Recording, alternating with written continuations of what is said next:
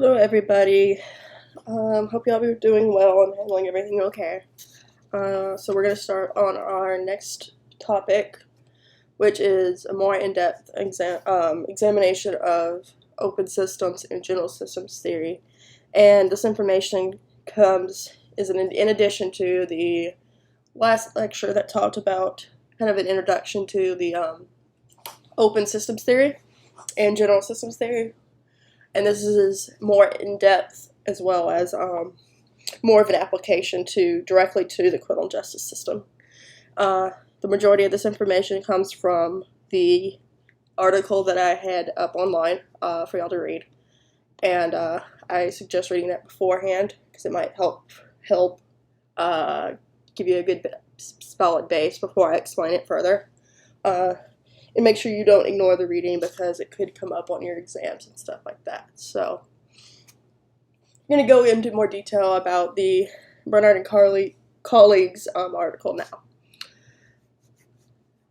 So in terms of an introduction, we previously learned about open systems in the previous lecture, like I said, and general systems theory has been applied to a range of disciplines including biology, nursing, engineering, so it only makes sense that it should be applied to the criminal justice system as well. So in short, as a quick summary from last lecture, it stresses the openness of organizations and the interaction between the environment, inputs, and outputs. So it's kind of what the theory generally talks about.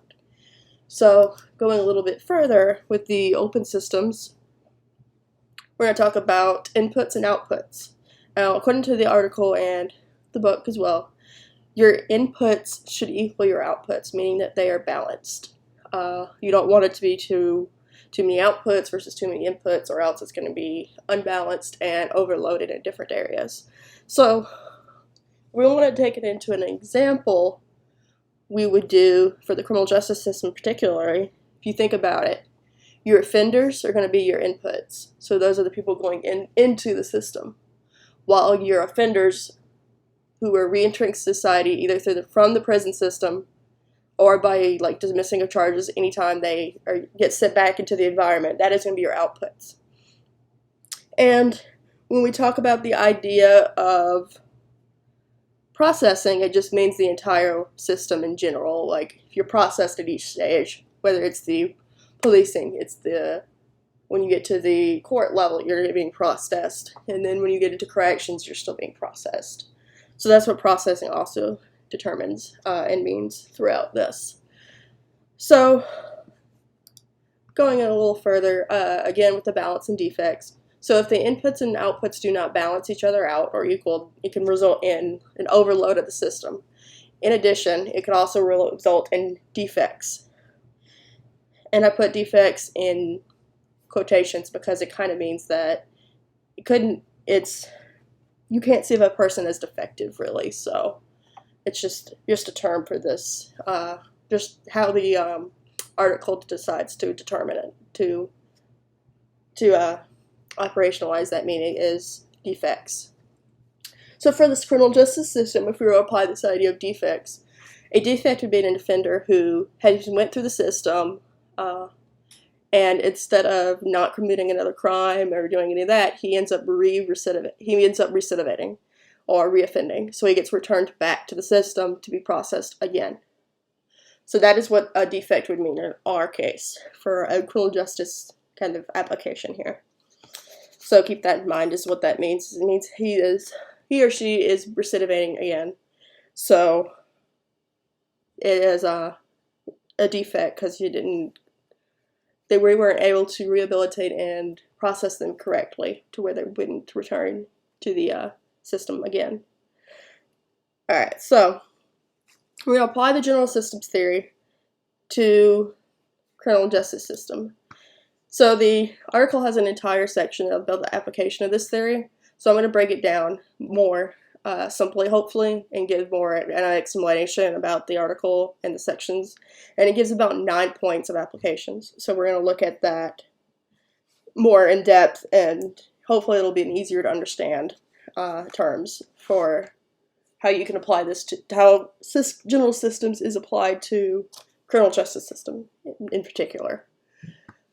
So, that being said, there's 9 points. Some of these you may think apply really well and make sense. Others, a few of these don't make sense or don't directly applicable, but this is an older article, so things are always changing, so we're just going to go over it based on this article. So, like I said, there are 9 points. The first one is going to be number 1, which is there are multiple layers and systems within the criminal justice system, and each individual system has its own inputs, outputs, and processing. So first, what this means is there's subsystems within the larger system. So you have the criminal justice system, and then you have the police subsystem, then you have the courts subsystem, and then you have the corrections subsystem. So each of these subsystems are part of a bigger, more inclusive system, whole system. And each of these separate subsystems can have their own inputs, outputs, and processing as well. So that's what this first one is meaning. So we're going to take an example with the police department here, and I'll map this out so you can see what I mean and what this means. So your police department would be a subsystem of the policing section, which is also a subsystem of your criminal justice system. So if we're thinking about a police department, your inputs are going to be the arrests made by the police. So those are your inputs coming into the system, will be the arrests and people who have been arrested. So, and then your processing for this case, in this example, would be you're deciding whether or not there's enough evidence to charge a person who was arrested. So you're deciding whether to move forward with the case and charge them, effectively moving it to the court sector, or are you dismissing them and moving them on? Dismissing them and sending them back into the environment. So your output here is going to be, for at least the police department end, is the person that the police arrested is either going to be dismissed of charges, which means they're going to be kicked back out onto the streets as an output, or they're maybe going to wait for bail and maybe a trial as well, which would be in the next subsystem. And that would be an output in terms of the police subsystem. So that would be one of your outputs. So I hope that example gives you a little bit more of a clear understanding of what this first point was referring to. So we're going to go into the second subsystem, second point that this article makes of the 9. And the second point is that the overall system processes cases and includes offenders and victims. So while the overall system processes cases, usually criminal, they don't just focus on your offenders, they also focus on victims. And then sometimes even the public can be involved in the system and influence it. So if you think about it, the victims are processed just as much as the offenders are, because the victims have to give their side of the story, become witnesses in a trial, all these kind of things, in order to get their story heard, in order for charges to be defined. So they're processed just as much as the offender is. And then the public also comes into role here, because the public has their own opinions on the case, and they're also involved in, especially the court sector, when they're told they have to show up for jury duty. So they're involved in that aspect as well and processed. So it's not just the offenders that are involved in this processing in this system. It's also your victims of your crime and sometimes the public as well. So that brings us to the third point that this article makes, and that if processing isn't complete, the products return to the system as a defect. So what this one is meaning is, again with that idea of the defects, what this is meaning is that if the processing doesn't go completely or correctly, it's going to result in a defect, which means they're going to return to the system. So that would be your recidivation. So if they're not completely rehabilitated, they're going to return to the system after they commit another crime and are arrested. So then that cycle starts all over again. So that's kind of what this third one is referring to. So like I said, when the offender is released or dismissed of all charges, they're going to return to the society as an output. But as soon as they commit another crime, they are seen as a defect and return to the system as an input all over again for a different crime. So this is kind of frowned upon, because if you add defects to as inputs, it makes the system inefficient, because not only do they have to process original new cases, they have to process the ones who recidivated all over again. So it creates an added backlog in the front end of inputs when they return. And so it's kind of it gives them an incentive to make sure it's done correctly and further rehabilitate and keep them from recidivating so they don't return to the system again, all over again. So that's what this one's kind of referring to. So we're going to go into number 4. And the 4 is there is not an established agreement on the strategy to achieve the criminal justice system's goals. So this is just meaning that this is kind of an observation more than a point, like a positive, like it's more of an observation. So what we've learned so far is that systems should theoretically work together in order to achieve a shared goal. But the CJ system doesn't have an agreed upon main goal. We may have goals like to reduce crime or reduce recidivation, increase public safety, and that kind of stuff. But we don't all agree that that is the one goal we have. So we're not working towards a shared goal. We're all working towards what we think is the goal, but it might not be the case. So it might be easier to say that we're all working for the same goal and make it more effective that way. That's kind of a criticism I have here. So this is more of like an observation that the CJ system does not have an agreed upon goal. There's a lot of goals involved. So going into number 5, and this is a bounce off number 4. It's in addition to the 4th. This agreement, because of the no established agreement for goals, may be because there are not objective standards in place. So this kind of means that this disagreement that I talked about previously in the 4th example, in the 4th point, that there's no established agreed upon goal, is mainly because we don't have a standard in place to determine if the processing is done, if we did it correctly, or if it's complete. The only way we're going to know if somebody's a defective and going to recidivate is after we release them and they recidivate. So that's kind of the issue here is, so how do we know if the person we release from prison or dismiss from charges isn't going to go right onto the streets and then offend all over again? So that's kind of the issue here is we don't know, we don't have that example like after 1 year of being in prison, we can release them and they will not commit another crime. We don't have that objective threshold of what's saying they're done, we're done with them. And that's kind of an issue here, what they're making here. So that's what this one kind of means. Think of it that way, which makes sense because we don't have you can't tell somebody's going to do something. We may try to tell with like risk assessment and stuff like that, but it doesn't mean that it's objective and that will be reign true every single time with every single offender. So with that being said, we're going to jump into the next point that it makes, which is number 6, and this is decreasing. Decreasing processing capacity creates a backward pressure at each stage, and that makes it difficult to process more. So each stage going forward from that pressure is more pressure than it was before.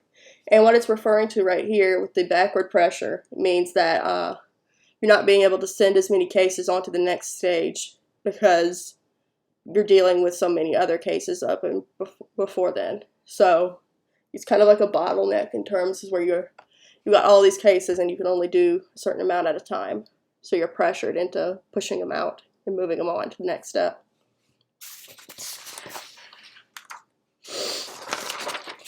So, continuing on, this is another observation that he makes, the authors make in the article, saying that it's easier to decide that processing is done than to move a case to the next stage. So what that's generally referring to is that at any stage in this process, either the police, the courts, and on, it's easier to say we're done, dismiss the charges, move on, kick them out, they're free, than it is to move it to the next stage. So like, if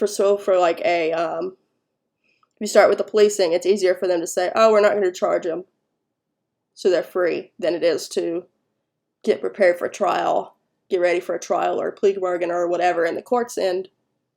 So by kicking them out, it saves the court a step by not having to deal with it in the first place. So that's kind of what it means here.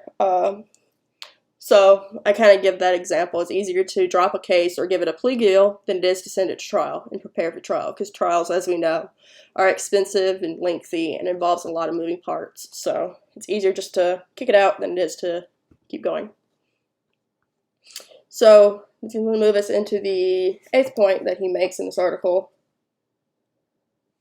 which is that moving cases to the next stage, so like from police to courts and courts to corrections and so on and so forth, if you move that case faster, it decreases the exposure to blame. So essentially what that is referring to is that the shorter time period a case is like sitting somewhere in one of the stages, the less likely they're going to blame you for your actions. So faster we move it, the less likely they're going to get blamed for it if there's something bad happens, or they return to their criminal ways. Like I say here, like the shorter amount of time they spend on that case, the less they can be for blame, be blamed for when the offender becomes defective and recidivates again.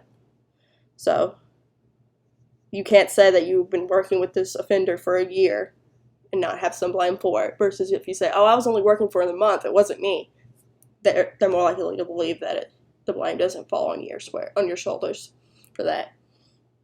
So that's what the 8th one is meaning in more detail. So that brings us to that last one with the number 9. And this one is talking kind of like in a summary, saying that there's also forward and backward pressure. We already know what backward pressure is, which causes the criminal justice system to have more pressure to close cases. So when cases return, it's easier to be pressured to close a case. So they want to close cases that are going to stay closed and not recidivate and have issues than they are to pick ones that are going to have a higher likelihood. So in a more simple terms, if a CJ agent is pressured to close cases, they want to choose cases to close that will stay closed. So they're more pressured to finish a case with a low likelihood of recidivation, so a low likelihood that they're going to return to the system, than it is to try to rehabilitate somebody with a high likelihood of recidivation and spend more time on it when the result's going to be maybe them returning to the thing. So it may be easier to do like 2 open and close cases solve these 2 real fast than it is to deal with one for a longer period of time. So it creates that pressure. So that's what that one means. So I hope this helps explain it in more simple terms for that article that I provided and required everybody to read. So I'll go over just a general summary of what we covered today. So we reminded ourselves what the open systems and general systems theory was in brief terms, and that it stresses the openness of organizations and the interactions between the environment, the inputs, and the outputs. And we took it a step further and talked about how inputs and outputs must balance each other out, and if they're not, they're going to create system overload and result in defects. So we talked about what a defect was, which was like recidivation, and then we applied the general systems theory to criminal justice systems, and that was through 9 different points that the authors made in the article. And I summarized these, tried to do it briefly and give examples. So, like I said, we had multiple subsystems within the larger system. Offenders and victims and public can all be involved. We talked about how recidivation occurs and how it results in a defect and return to the system. And we also talked about how there isn't an established one ultimate goal that the criminal justice system is trying to reach, and how that may be an issue because there's no standard, objective standard to say, hey, processing is done. We know for certain this person is not going to come back and recidivate. We don't have that. We don't have that ability to say that after a year or so they are not going to commit another crime. We don't know. So that's what number 5 was referring to. So then we talked about how it creates backward pressure if we decrease the capacity and puts more pressure on different parts of the system. And talked about how it's easier to decide that a case is done for and closed and shut versus moving to the next stage.